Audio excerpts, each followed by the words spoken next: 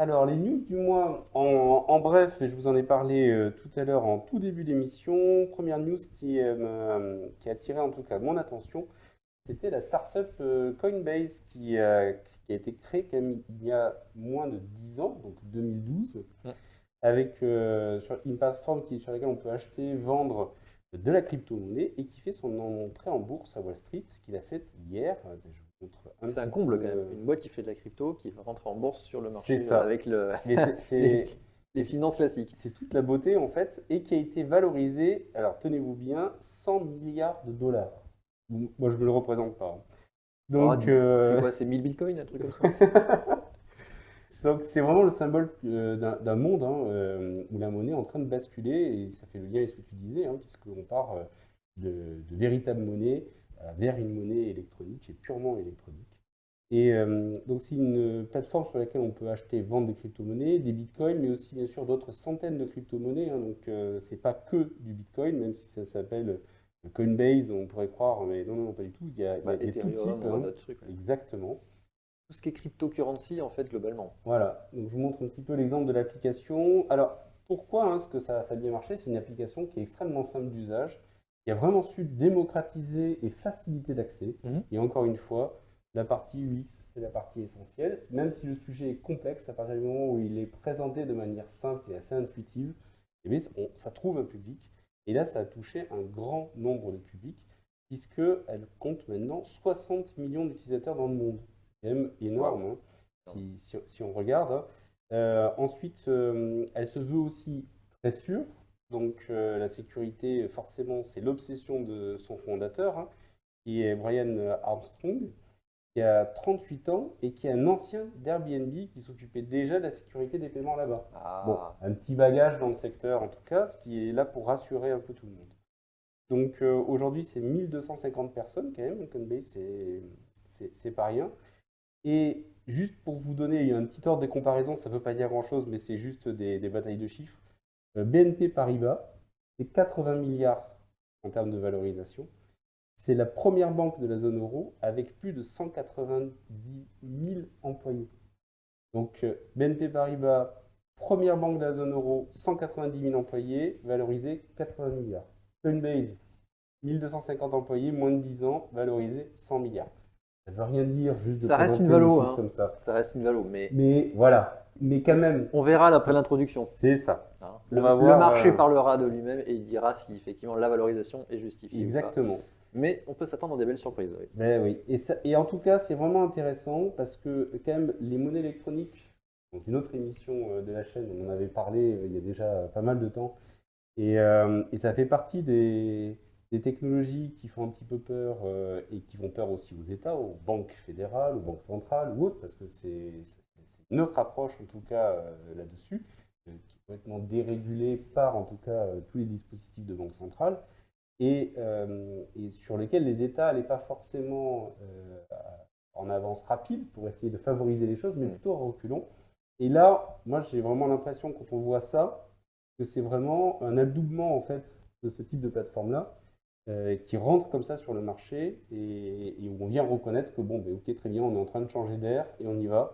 Et on part avec Coinbase et on valorise à 100 milliards de dollars et pas de souci, ça choque pratiquement personne, aucun problème.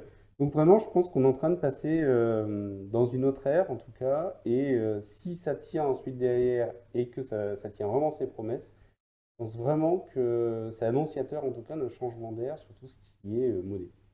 Donc bravo à Coinbase et puis pourvu que ça continue à bien se passer pour vous. Ah, C'est toi qui fais la news suivante? c'est moi qui fais la news suivante et je vais surfer sur le fil rouge de la Fresh Tech puisque c'est une des news qui est abordée régulièrement. J'aime bien Shadow et du coup on suit régulièrement l'entreprise Blade. Si vous vous rappelez des émissions précédentes, encore une fois, Bertrand vous en avait parlé. Shadow et sa société mère, du coup Blade, est en difficulté. Et, très clairement, ils sont actuellement en recherche de repreneurs. Et bien, il y a plusieurs repreneurs, avec deux offres sérieuses notamment, qui ont toqué à la porte. Alors, le premier, on avait déjà vu, hein, il s'était déjà manifesté, c'était Otaf Klaba d'OVH, du coup, le fondateur d'OVH. Ils avaient déjà fait des présentations ensemble, ils avaient déjà été assez proches entre Shadow et OVH. été manifesté. Mais maintenant, il y en a un deuxième, un grand encore acteur français du monde de l'Internet, puisque c'est Xavier Niel, à travers Iliad, évidemment, la maison mère de Free, qui a aussi manifesté un intérêt dessus. Voilà, alors Blade, ils sont actuellement en redressement judiciaire, donc en recherche d'un repreneur. Ils sont entre les mains du tribunal de Paris. Et on attend du coup une décision rapidement dans les dizaines de jours à venir derrière. Ce qui est intéressant avec Xavier, c'est qu'il, lui, en fait, il pousse l'offre de reprise des salariés. En fait. Oui, en fait c'est ça, c'est que derrière l'offre, en fait, la seconde offre, ce sont des salariés qui ont un projet de reprise, donc en fait ils reprennent les parts. Et évidemment, ils ne reprennent pas avec que leurs fonds propres, ils vont chercher des investisseurs pour soutenir leur projet. Et c'est là où Xavier Niel intervient, c'est qu'il va soutenir ce projet. Donc si on compare les offres, en fait, hein, Octave, Klaba par OVH propose d'investir 5 millions d'euros en fait, pour reprendre l'intégrité de Shadow avec l'ensemble des salariés, avec un projet derrière, hein, 32 millions apportés par un financement pour un gros projet Blade.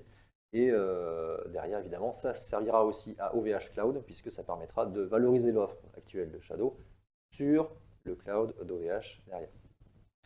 Et l'autre projet, du coup, ben, là, c'est le projet de 6 salariés internes de Shadow, dont Jean-Baptiste Kempf, donc, qui est aussi participant chez VLC, donc connaît un petit peu le milieu.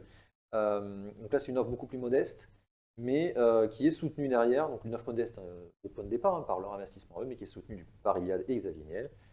Là aussi, l'entreprise apporterait une trentaine de millions d'euros pour relancer l'activité, avec un nouveau plan qui serait développé. Mais cette fois, évidemment, l'ensemble de l'activité serait parti chez Iliad, avec ce qu'ils proposent de leur côté. Donc en fait, est-ce que c'est une bataille pour Shadow, est-ce que c'est une bataille pour du cloud derrière? C'est la vraie question C'est ça qu'il derrière. faut voir, ouais, tout à fait. Ce qu'on peut juste se dire, c'est que à travers toutes les interviews qu'on entend, quoi qu'il se passe, à chaque fois dans les scénarios, l'offre boost, qui est vraiment l'offre la moins chère, augmente.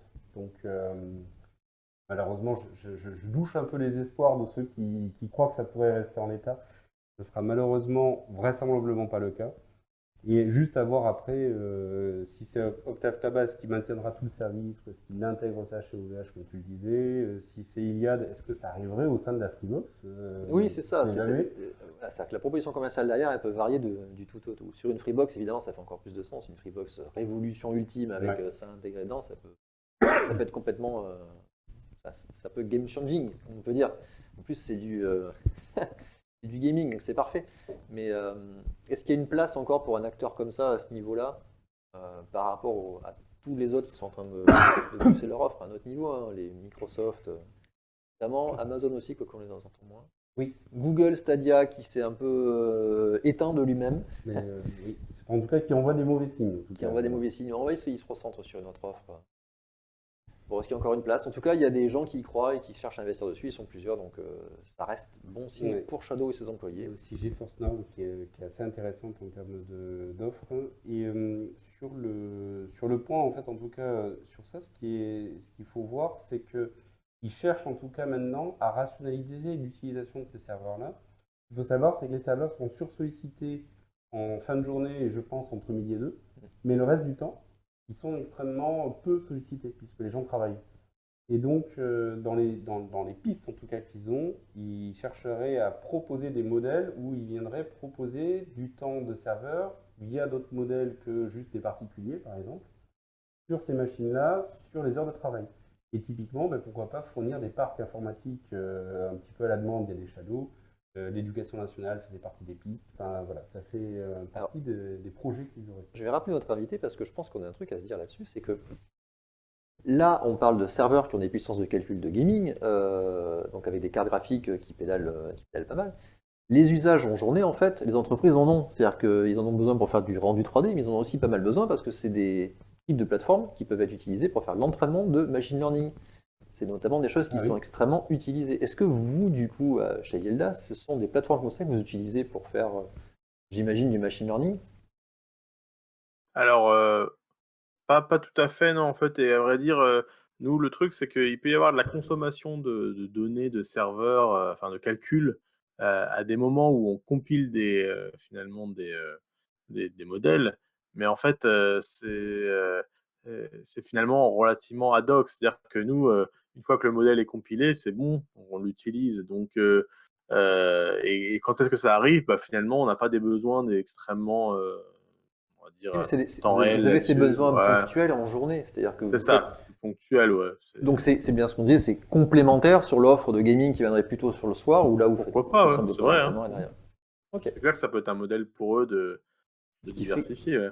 C'est ça. complètement du sens pour un fournisseur de ressources cloud, Mais du coup, c'est de ça. valoriser sa ressource le plus longtemps possible, le plus souvent possible. Quitte à avoir Ok. acheté les machines, autant qu'elles servent. En tout cas, et qu'ils puissent les vendre même plusieurs fois. Exactement. Merci Thomas pour cette Et éclairage. juste, peut-être pour compléter, s'il y en a qui veulent rentrer un petit peu plus dans le détail, il y a une excellente vidéo de Nicode qui est sur le sujet qui s'appelle Shadow est mort, point d'interrogation, avec une enquête.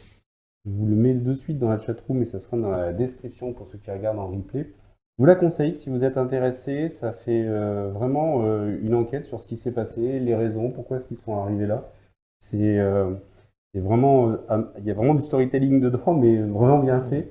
Et puis pas mal d'infos, on va dire, de l'insider de la société. Donc à regarder, n'hésitez pas. Cool. News suivante. Allez, bah, écoute, très bien. Tu nous parles de billetterie. Exactement, avec donc WeClick qui est une application pour pouvoir payer ses tickets sans contact, alors précisément à Bordeaux, mais ils ne sont pas, et leurs projets ne sont pas que sur Bordeaux.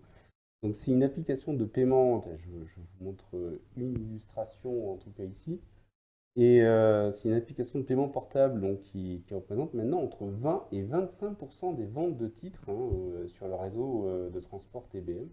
C'est vraiment pas rien. Et pourtant, c'est une application qui a été lancée qu'en 2019 et elle est réservée au réseau de transport de Bordeaux Métropole. Donc, ce qui est intéressant, c'est que ça a été créé par 3 étudiants bordelais de l'Epitech et qu'elles viennent de franchir la barre maintenant des 200 000 utilisateurs sur le réseau de transport de Bordeaux uniquement, donc Bordeaux Métropole, Ouais. bien sûr. À l'échelle d'une ville, c'est quand même pas mal. Hein. C'est énorme. Ouais, Enfin, carrément. 20 à 25% des titres de vente. Enfin, je redonne quand même le chiffre. Tellement pénible les tickets de tram à prendre sur les bandes, t'en as pas, tu Faut les dire perds, qu'on part, tu les. on part de très loin, hein, Voilà. mais derrière. Hein, C'est à donc, l'ancienne, donc, voilà. Mais d'accord. Donc il y a une levée de fonds d'1,3 million d'euros. Et donc ils espèrent se développer dans une dizaine de réseaux et améliorer comme ça les différentes fonctionnalités. Qu'est-ce qui est si intéressant avec cette application-là et pourquoi est-ce que je vous en parle aussi? C'est parce que l'approche est un petit peu différente.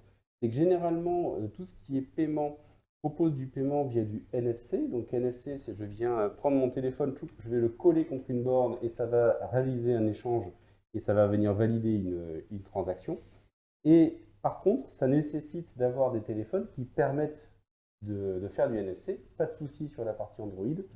Gros blocage au niveau des iPhones, puisqu'il faut mener des tractations avec Apple et sans forcément arriver à aboutir. Oui, parce que l'usage du NFC n'est pas ouvert à autre chose que le paiement par carte bancaire, en fait, Exactement. actuellement, et encore même par Apple Pay. Par Apple Pay, voilà. Uniquement. Pour être précis. Donc, oui. Tout à fait.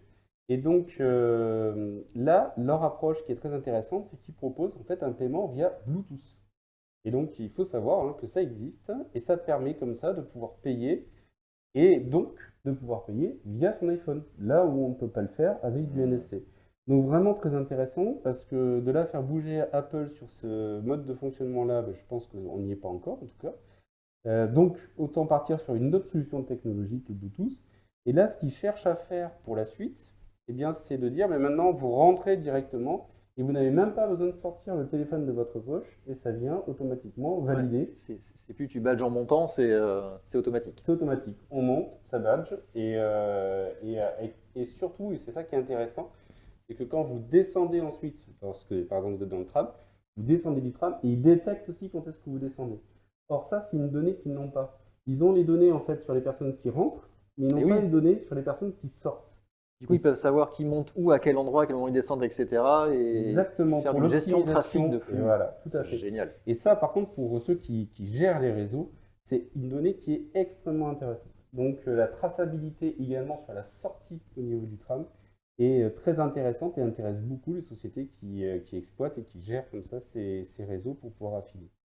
Donc vraiment, chapeau à cette startup-là et qui a quand même réalisé un chiffre d'affaires de 150 000 euros en 2020. Donc pour une société qui est née en 2019, eh bien, chapeau et bravo à eux. Cool. News suivante, et on part sur de l'InsurTech cette fois-ci, avec MySophie qui lève 1,1 million d'euros. Donc c'est une application qui réunit un ensemble de services dans le secteur de la santé. Donc, ça vient centraliser et suivre les dépenses, les remboursements des utilisateurs, des proches, les téléconsultations, la possibilité de commander des médicaments. Donc, on est vraiment sur la partie santé. Et donc là, le but, c'est d'arriver à doubler le nombre d'utilisateurs, puisqu'il est de 90 000 actuellement, et de lancer un nouvel outil de diagnostic pour optimiser tout ce qui est gestion de soins. Donc elle vient de boucler donc, une seconde levée de fonds, comme on le disait, d'1,1 million d'euros. Et c'est la seconde, puisqu'ils avaient déjà réussi à lever 600 000 euros en 2019. Donc ce qu'il faut voir, c'est qu'ils ont réussi à faire des partenariats avec des complémentaires de santé, donc avec plus de 200 complémentaires, c'est pas rien. Et ça inclut une dizaine de régimes différents de sécurité sociale. Donc franchement, enfin, c'est vraiment bien vu. Et c'est une application qui est commercialisée par 5 assureurs actuellement, hein, marque blanche et sous forme d'API et d'agrégation de comptes. Donc vraiment intéressant pour arriver à tout regrouper comme ça. Aujourd'hui, c'est juste 14 collaborateurs. Donc c'est sur Bordeaux et sur Marseille. Par contre, ils ne communiquent pas sur leur chiffre d'affaires. C'est un lancement, ils ont depuis 2019, donc voilà, ils sont en train de se développer progressivement en tout cas.